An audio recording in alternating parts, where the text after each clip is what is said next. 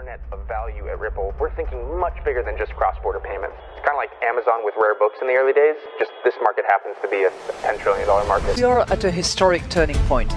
Said in the past that you are doing for money what email did for communication. Moving the whole revolution forward. Take on it. There's trillions of dollars parked around the world. RP. Is there a possibility that Ripple could take over Swift one day? Well, welcome back, ladies and gentlemen, to another episode of 24 Hours of Crypto. Let's get right in today's video. I mean, this is absolutely insane. I'm about to say BlackRock, VanEck, and Ripple all in the same sentence throughout this whole video because this isn't hype. This is the blueprint of how the future financial system will actually work and look like. And everything that we have been covering on this channel, it's happening. You will not believe, I'm sure you've heard what Ripple announced today. I'm going to get to it in a moment. But the timing of this, the way this is all flowing is monumental. Brad Garlinghouse just came out yesterday, tweeted out saying he got married. And then a day after, let the games begin. He tweets it. Ripple comes out with this press release saying Ripple's going to be working with BlackRock and VanEck, and Securitize is going to enable RLUSD smart contracts like for BlackRock and VanEck. That is absolutely insane. And in today's video, I'm going to take you step by step why XRP is the end game. Obviously, you guys all know. But some of you guys may be sitting there and thinking, is XRP really the one? Have I bought RLUSD instead? Because that's all Ripple seems to be talking about. But I'll tell you right now that RLUSD, real Ripple, real USD is pretty much the key. And this video is going to be monumental. You do not want to miss a second of this because you're going to understand exactly how a $100 XRP is going to be achieved just because of demand and usage of XRP. This is remarkable. And back to saying, RLUSD, because remember, a couple of days ago, DBS and Franklin Templeton said they're going to be working with Ripple and their RLUSD stablecoin. And then you have Ripple and SBI. They plan to distribute RLUSD in Japan like it's candy, right? All jokes aside, but again, RLUSD in press release. And if we keep going, we have Ripple's USD backed stablecoin. It just arrived in Africa, hopped off the plane, right? And you really can't make this up. Maybe RLUSD was the right investment. Okay, honestly, all jokes aside, that's such a dumb joke. I'm not going to edit this out. We're going to keep going here, okay? But here's the reality. This isn't hype. And Ripple's announcement today just really penetrates it for all of us. Because BlackRock is going to launch their USD Institutional Digital Liquidity Fund. And VanEck is about to launch their tokenized treasury fund.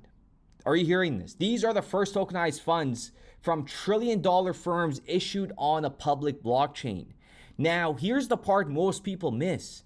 Both funds are coded with smart contracts, and that is what is going to give the benefit of instant exchange into RLUSD. And that changes everything. Value for that, because now you can do something with the technology that you couldn't do with existing technology. There wasn't the ability to trade today, settle today, mature today. Mm-hmm. Now there is, using that technology, but it also uses master repo agreements and global master repo agreements. It also uses existing tri-party allocation methodology and substitution methodology. It also uses existing account control agreements that are familiar from a legal and sort of other standpoint to. As you guys all know, we have been covering this and we have been talking about it. I'll play some clips that we talked about in yesterday's episode, but you guys know in today's systems, if you hold a treasury fund and you want to move cash, you wait 2 to 3 days for redemption and settlement.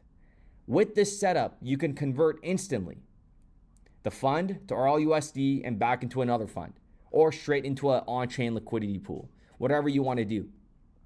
But that's what JP Morgan, Scott Lucas even said yesterday. And the timing of this couldn't have been any better. So remember, RLUSD, look at it from it's like training wheels. A stable, regulated stable coin, that makes it easier and safer for Wall Street entities to test blockchain settlement. It's simple and it's just the step one. But Brad Garlinghouse has been very clear, and I've been talking about this recently. When the markets are mature enough, they will switch to ODL. We started building RippleNet with the thesis that crypto liquidity would eventually be able to support robust global payments, large payments. So JP Morgan processes about $10 trillion of payments every day. That's 400 times the global stablecoin daily volume. The global FX market is about $5 trillion. And so when we think about utilizing blockchains as a settlement layer, we need the infrastructure to actually support these volumes, and we need them to support the scale that the traditional financial services market is at. We started building RippleNet with the thesis that crypto liquidity would eventually be able to support robust global payments, large payments. RippleNet was designed so that customers seeing the benefits of our fiat-based network could flip the switch to ODL once the market was mature enough. And ODL means XRP. And also keep in mind, the fact that they went out, they didn't go out, but this was all orchestrated, right? Whatever, that's for a whole different time story. But the fact that XRP is like the only court-proven asset, that is not a security. So it only makes sense for a court-proven asset to be used on a global scale to scale the next financial economy, the new economy. Do you understand that? Do you understand like how big this is going to get? And remember, RLUSD is going to be limited to just US corridors, right? You got to understand, the global financial system isn't. It runs across euros, yen, pounds, pesos. The opportunity here with CBDCs running... I mean, a central bank digital currency is a stablecoin. It's just issued by the government. Domestically, and with a bridge asset, another cryptocurrency model, a bridge asset to connect those CBDCs together, the opportunity is to deliver liquidity on point, in the moment, in microseconds, from one part of the world to another. And the model that we focus on is using XRP, which is a very high velocity and very high volume digital asset. It's a free floating asset, unlike a CBDC or stablecoin. Use it as a bridge currency between these CBDCs. So you imagine a world in future where there are, let's say, 180 individual CBDCs per jurisdiction in the world. Making markets between those CBDCs is quite challenging unless you have a common single point, the bridge currency, which then enables connections to be made more efficiently and markets to be made between these individual currencies. And everything in between. So you need to connect those corridors. You need a neutral bridge asset, and that's XRP. So once liquidity builds and institutions are comfortable, the flows, are going as expected, BlackRock, RLUSD, XRP, via ODL into a Euro stablecoin, a Japanese stablecoin, or into a different corridor for settlement. That's the full scale design. RLUSD is the key that opens the door, but XRP is the engine that drives the entire machine once it goes global. So think about the roadmap like this. You're going to have the tokenized funds go live. RLUSD is going to enable, instant on-chain liquidity. The liquidity is going to grow, and then Ripple is going to flip the switch to ODL. XRP becomes the backbone of a settlement across multiple various currencies.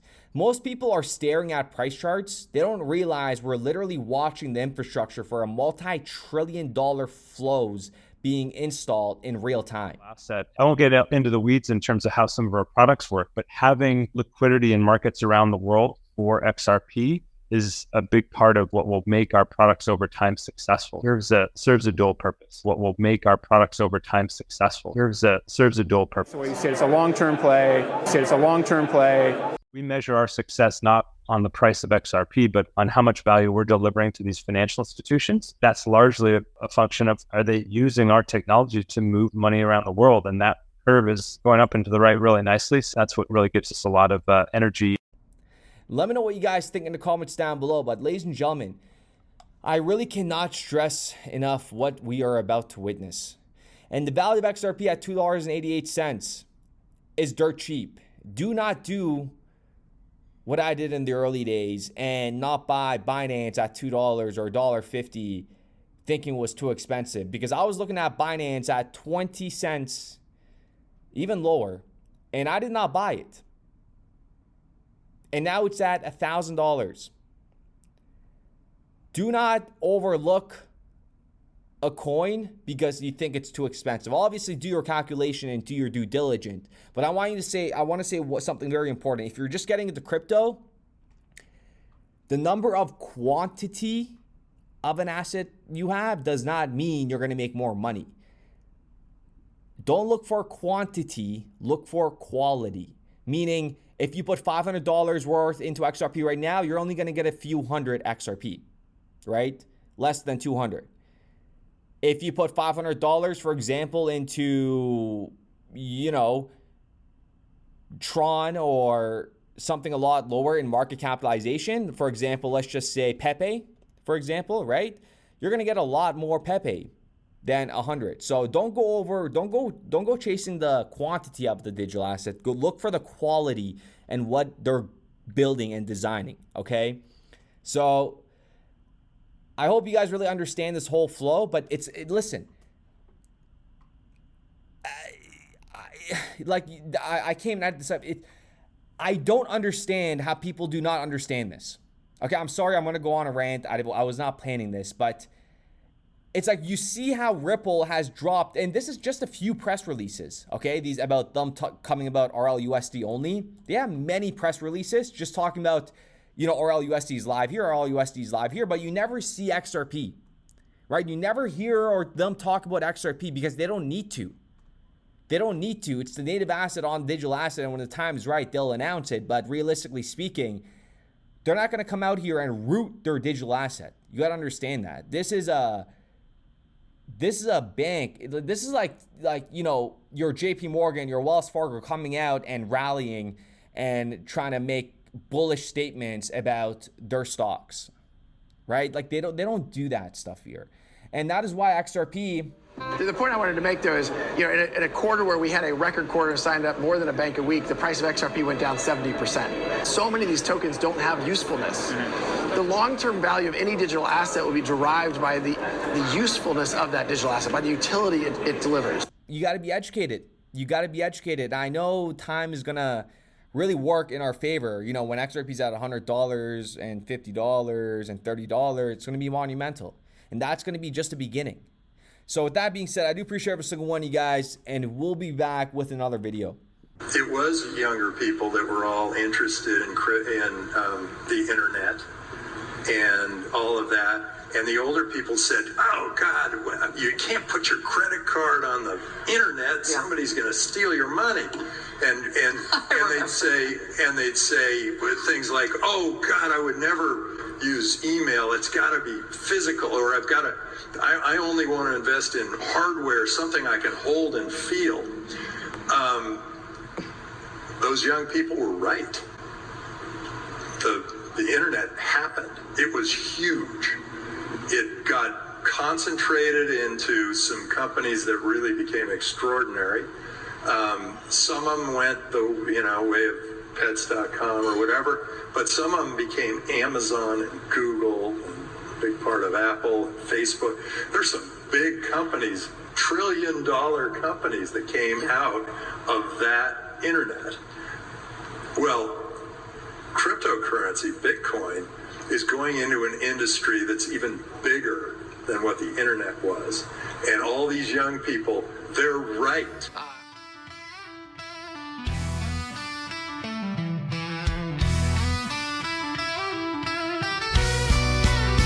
Well, I woke up this morning, check my bags on the chain. XRPL still humming while the FUD folks complain. Ripple fighting Goliath, yeah, the SSA's game. But Johnny D and Hogan, they're bringing the flame. So we salute to the rebels in suits, to the coders and hodlers wearing dusty old boots. Raise a toast to the ledger and the lawyers who bite, while taco stand dumps through the middle of the night. Damn, Jed, can you chill? Break is on the mic saying clarity now, while Shorts calls the stars with the hologram cow watch. The haters keep chirping, but the people ain't blind. This ain't some mean dream, it's the internet spine. Regulators stalling, but the clock's ticking fast. Ripple drops the case like a baseline blast. Communities united, from Twitter to the street. We meme through the madness and never admit defeat. Yeah, we salute to the devs and the geeks, to the ledger that clears in seconds, not weeks. To D, to Hogan, to Legal Delight, and the salty old taco that just loves to spite. Hey Jed, you done yet? Or you got another dump scheduled for lunch? So here's to the warriors, the freaks, and the fans, waving salute tokens like battle flags in hand. It ain't just about coins, it's a movement, a pact. We defend what we build, and we're taking it back. Come on, salute to the ones in the fight, to the token that laughs in regulatory spite, to Schwartz, Brad, and the ones still believing, even while Taco stands always leaving. So strong one for Ripple, one for XRP, and raise your guitar for decentralized dreams. This song's for the ledger, the truth and the proof. With a smile and a nod, we say salute.